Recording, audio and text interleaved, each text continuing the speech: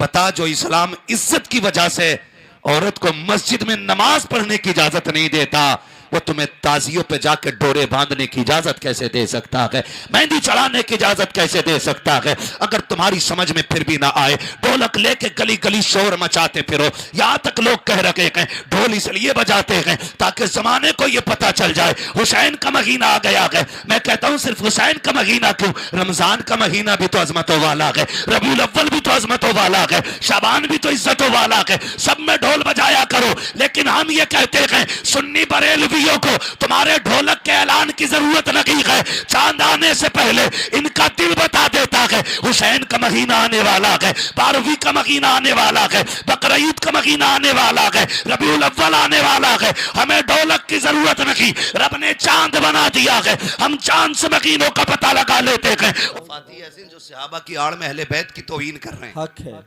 मेरे इमाम तेरे एहसान पे कुर्बान जाए, तूने हमें सिखाया गए नबी के घर वालों से भी प्यार करना है, नबी के दर वालों से भी प्यार करना है। और याद रखिएगा जन्नत में वही जाएगा जो नबी के घर वालों से भी प्यार करेगा, नबी के दर वालों से भी प्यार करेगा। अबू बकर सिद्दीक बैठे हैं, हजरत अली आगे, अबू बकर सिद्दीक। जन्नत का टिकट उसी को देना जिसके सीने में मेरे अबू बकर का प्यार होगा। कहने लगे बेशक टिकट हम बांटेंगे, लेकिन उस पे पहले जो इश्क की मोहर लगेगी वो आप ही की तो लगनी है ना। तो इनमें इतना प्यार है और ये लड़ा रहा है बैठ के, माज़अल्लाह। हाँ, एक कह रहा था हजरत अमीर माविया के हवाले से कभी कभी दुख होता है। दुख इस बात पे होता है मुझे कि हुजूर के सहाबा को लोग गालियां बकते, जिन्होंने जिंदगियां लगा दी दीन के लिए, उनके खिलाफ भौंक रहे हो आप। अपनी औकात देख, ये मुंह और मसूर की दाल, तू है क्या? तेरी औकात क्या हुजूर के सहाबा के बारे में भौंकने की? क्या बात है? क्या दिया है तूने दीन के लिए? 5 किलो नाज इमाम को देते हुए तेरा कलेजा फटता है। खुदा की कसम, अबू बकर घर का सारा माल लेके हुजूर की चौखट पे आ गए, उमर आधा लेके आ गए। शर्म नहीं आती है? यहां तक के कपड़े भी उतार लिए अबू बकर ने अपने, टाट का पट्टा लपेटा है और बटन की जगह कांटे लगाए और आके खड़े हो गए। हुजूर फरमाते हैं अबू बकर क्या छोड़ के आए घर? अल्लाह और उसका रसूल छोड़ के आया है। तू तो मस्जिद में जाता है तो झूठ बोलता है। ऐलान हो भाई क्या दे रहे हो मस्जिद में, तो कह रहा 5 बोरी मेरी लिख दो। लिखवा दी और देगा नहीं। बोली क्यों थी? कि लोग थे, बेइज्जती हो रही थी, ना बोलते तो। ये तेरे मेरे दीन की खिदमत है और उनकी खिदमत देख, सारे ही लेके आ गए। अबू बकर क्या छोड़ा घर? अल्लाह और उसका रसूल छोड़ा है, सारा लेके आ गए। इतने में हुजूर मुस्कुराए। आका मुस्कुराए क्यों? का जिस लिबास में तू खड़ा है ना, उसी लिबास में जिब्रील आया खड़ा है और रब का सलाम लाया है। जिब्रील तुम इन कपड़ों में? हुजूर मैं ही नहीं, अर्श के सारे फरिश्तों का आज यही लिबास है। अल्लाह को अबू बकर की यह अदा इतनी पसंद आई, सारे फरिश्तों को हुक्म दिया जैसे कपड़े मेरे सिद्दीक ने पहने हैं वैसे तुम भी पहनो। और तू भौंक रहा है, तू भौंक रहा है। खुदा की कसम, अगर उमरा करके आ गया ना, उमरा तेरा जगह दो, मैं उमरा करके आया हूं, समझने बात? जगह दो, उमरा करके आया हूं। हाजी साहब के लिए खड़े नहीं हुए तो हाजी साहब फट जाते, चाहे निरे ब्याज के पैसे आज करके आया हूं कपड़ों से बाहर। मैं हाजी साहब तक जगह नहीं थी। उमर को देख बैठे हुए। ईरान फतह हुआ, ईरान जब फतह हुआ ना तो रो रहे। किसी ने कहा उमर रो क्यों रहे? हाथ में कागज का छोटा सा टुकड़ा, मतलब एक टुकड़ा था, चमड़े का था या पत्ते का था, जो भी उस वक्त चलता हो, वो टुकड़ा उनके हाथ में, उसको देख के रोने। कहते ना उमर की ना उमर के बेटे की, ना उमर की ना उमर के बेटे की, ना उमर की ना उमर के बेटे की। किसी ने कहा उमर रो क्यों रहे? फरमाने लगे वो जो बूढ़ा बैठा है ना, वो जो बूढ़ा बैठा है वो शाम का है। एक दिन मैं तिजारत की गरज से मुल्क शाम गया था, मुझे भूख लगी, मैं इसके नहीं मैं काफिले से बिछड़ गया था। फरमाते हैं काफिले से बिछड़ गया था तो मैं तन्हा एक पेड़ के नीचे बैठा था उदास। इसने मुझसे आके कहा क्या बात है? मैंने कहा काफिले से बिछड़ गया हूं। उसने कहा सवारी मैं देता हूं लेकिन एक वादा कर। कहा क्या? ये कब की बात बता रहे? क्या मैं ईमान नहीं लाया था? ये उस वक्त की बात है। हजरत उमर कहते ईमान नहीं लाया था। इसने मुझसे आके कहा कि मैं आपको सवारी दूंगा, आपके वतन छुड़वा दूंगा, मगर एक वादा करो। कहा क्या? का जब शाम फतह हो ना तो फिर कागज पे लिख के दे कि मेरी जान की माफी भी रहेगी, मेरी माल की माफी भी रहेगी। आप फरमाते मैं खाना खा रहा था, मैंने कहा क्या कह रहे हो? कहा हाँ, अल्लाह तुझे शाम का हाकिम मुकर्रर करेगा, तू मुल्के शाम फतह करेगा। और कहा सुन, ईरान की फतवात में सब तेरा हाथ होगा, और उस वक्त का अमीरुल मोमिनीन तू होगा। उमर कहते हैं मुझे बातें सारी झूठी लग रही थी, मैंने लिख दिया तेरी जान की भी माफी, तेरे माल की भी माफी। कहा जो ईरान फतह हुआ है ना तो ये वो कागज, वो टुकड़ा लेके आया है। कहा उमर तूने वादा किया था कि जिस दिन मैं हाकिम बनूंगा और मैं ईरान फतह करूंगा उस वक्त में मैं आपको माफ कर दूंगा। आपने देखो अब बेतहाशा रोए। कहा रो क्यों रहे हो? कहने लगे आज उमर की हुकूमत नहीं, उमर के बेटे की हुकूमत नहीं, उमर की औकात क्या, जो कुछ है हुजूर की जूतियों का सदका है, जो कुछ है मेरे आका के कदमों की खैरात है। ये है दीन की खिदमत करने वाले, इनके बारे में लोग भौंक देते। हम शुक्रगुजार हैं अपने रब की नेमतों के कि उसने बेशुमार नेमतें अता की, उनमें से एक नेमत ये दी कि हमें इमाम अहमद रजा अता की है।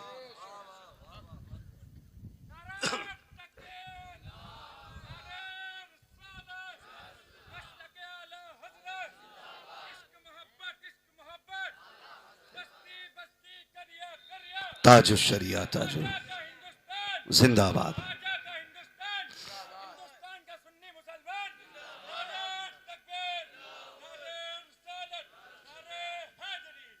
अगली बात कर दूं, जरा बर्दाश्त कर लें तो। मेरी बातें कड़वी होती हैं लेकिन इसको कड़वी दवा समझ के बर्दाश्त कर लिया करो। इंशाअल्लाह मैं देखिए भेदभाव या पक्षपात नहीं करता। मैं कभी नहीं देखता कि भाई ये बंदा राजी होगा कि नाराज। तो मैं एक न्यूज़ चैनल बनाया है यूट्यूब पे, तो मेरे यूट्यूब को सब्सक्राइब करें, लाइक करें, कमेंट करें, और मेरी इस्लामी वीडियो देखने के लिए सब्सक्राइब करें जाके, ताकि आपके पास जल्दी से मेरी वीडियो आए। खुदा की कसम हजार महफिलें कुर्बान हो जाएंगी, हजार महफिलें कुर्बान हो जाएंगी। चिड़ क्या है भाई? चिड़ क्या है? क्या चिड़ है? आज तुम देख रहे हो ना, ढोल को लेके हंगामा है, ताजिए को लेके हंगामा है। मेरे इमाम ने कहा था मुरव्वजा ताजियादारी हराम है। मुतलकन तो नहीं कहा ना, मुतलकन तो नहीं कहा। मुरव्वजा को समझने की जरूरत है। उस मुरव्वजा और गैर मुरव्वजा का फर्क लोग नहीं समझ पाए और इमाम के खिलाफ भौंकने लग गए। इसके नुकसानात आपने देखे, आपने ना समझे हो तो समझ लो। मुझे एक बात बताओ, ताजिया हम भी मानते हैं कि हम इसलिए बनाते हैं कि इमाम की याद ताजा हो जाए, यही ना? लेकिन उसे लेके जो घूमते हो, चढ़ावे जो चढ़ाते हो, उस पर खड़े होकर के जो दुआएं मांगते हो, ये दीन में कहां तक दुरुस्त है? बताओ कहां तक दुरुस्त है? मेरे इमाम ने कहा मुरव्वजा ताजियादारी हराम, तो पेटों में दर्द हो गए कुछ पुजारियों के। सोचा दुकानें कैसे चलेंगी, नुकसानात आप देखो। करबला जानते हैं कि नहीं? सुना है ना करबला? सुना है करबला? कितने शहीद हुए? जोर से कितने? और जोर से कितने? इतनी जोर से बोलो कि इन दलालों के और इन चोरों के कानों तक आवाज जानी चाहिए। कितने शहीद हुए? अल्लाह सलामत रखे। आगे वालों की आवाज ऐसी है, यकीनन ये आवाज दिल से निकले तो मदीने तक जा रही होगी। कितने शहीद हुए? नंबर वाले मेरा साथ दे, मैं कड़वी बात करने लगा हूं। डर किसी से लगता नहीं है, मौत एक बार आनी है। और रह गई तनख्वाह, नजराने और पैसे की बात, तो पाए मोरा लंगनेस मुल्क खुदा तंगनेस। बस याद रखिएगा, डर किसी से लगता नहीं है।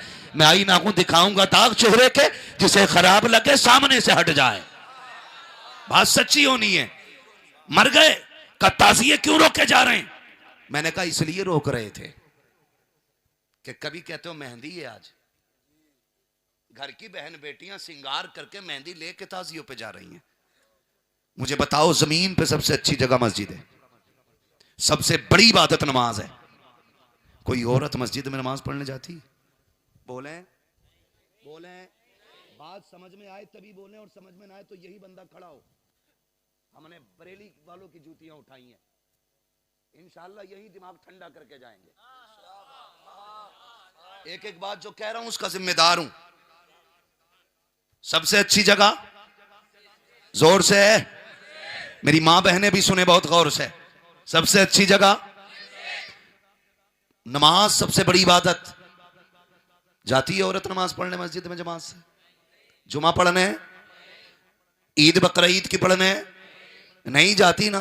शबे कद्र में, शबे बरात में क्यों नहीं जाती है? इस्लाम ने इजाजत नहीं दी। क्यों नहीं दी?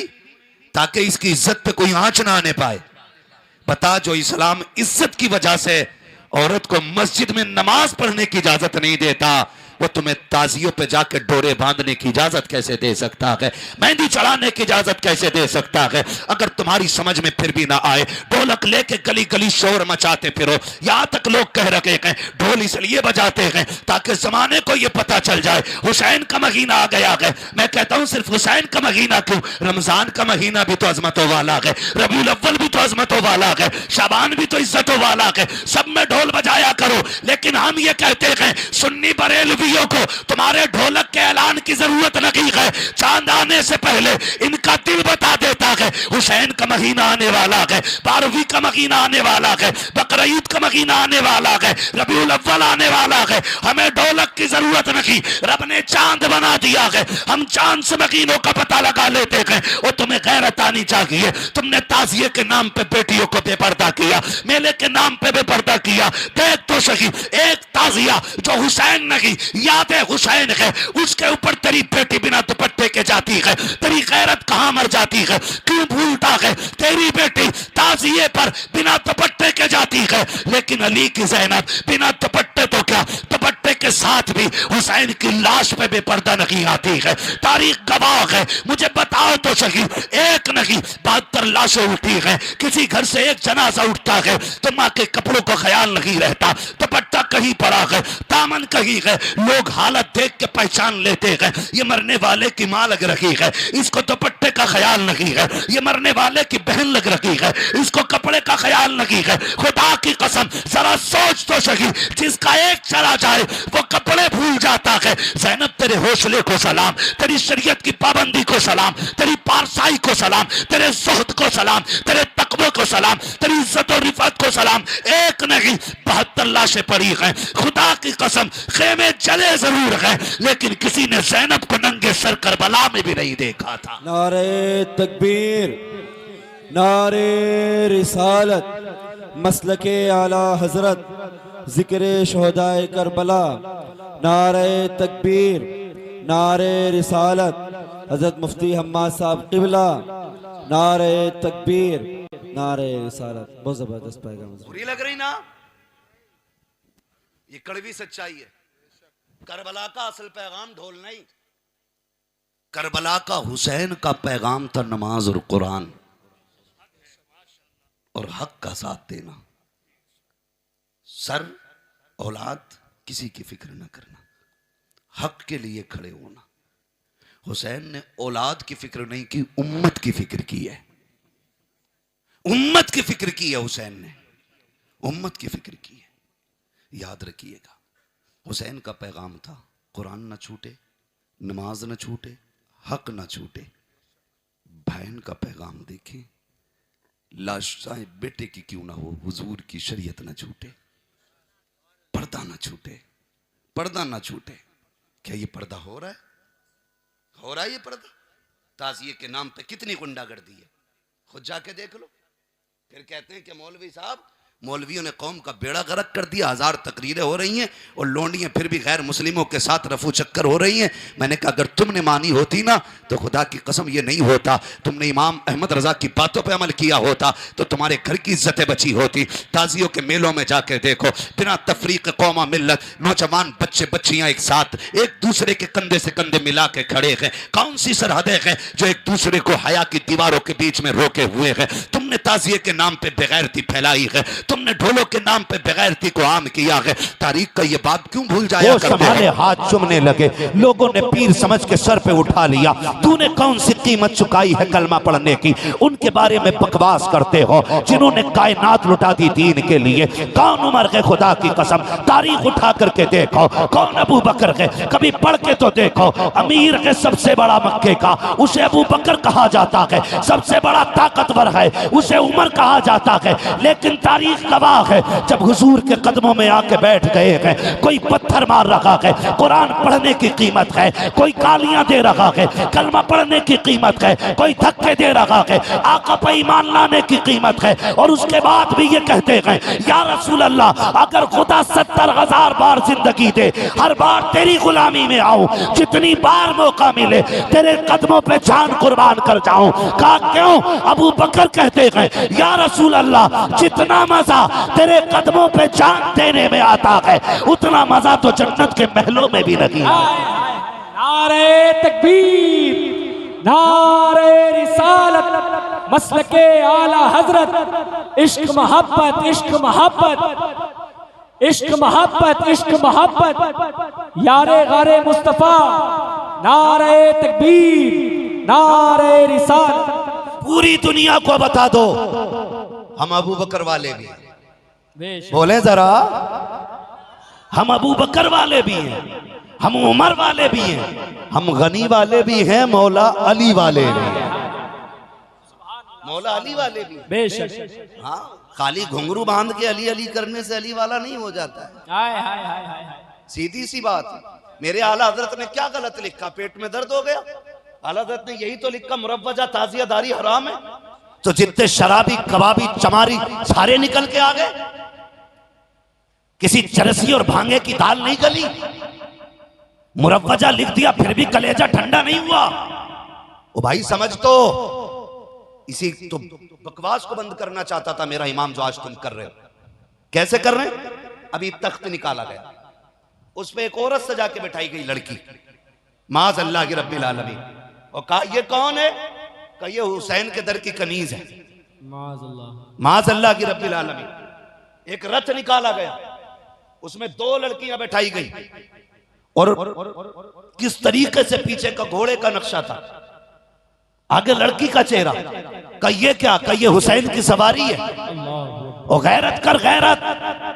मैं कहता हूं तो रंगी छोड़ देख रंग हो जा, सरासर मौम हो जा या सरासर संग हो जा, दोनों हाथों में लड्डू लेने से काम नहीं चलेगा। अगर हुसैनी है तो सुन, खुदा की कसम जाओ, जैसे मुहर्रम शरीफ का महीना आए या 12वीं का महीना आ जाए, हर दरवाजे पे मुस्तफ़ा की विलादत का झंडा लग जाता है। मैं बड़ों की बात नहीं करता, मेरी कौम का 6 साल का बच्चा गुजर के जा रहा हो, रास्ते में झंडा गिरा मिल जाए, उस पर अस्सलातु वस्सलामु अलैका या रसूल अल्लाह लिखा हो, मेरी कौम का छोटा सा बच्चा उठाता है, उसे चूम के आंखों से लगा लेता है। ओ यार ये कपड़ा तो वो है जो कानपुर की मंडी से खरीदा गया है। ये वो कपड़ा है जिसको मार्केट से ला करके कानपुर से हमने एक लकड़ी में लगा के 12वीं के चांद के शुरू में लगा दिया है।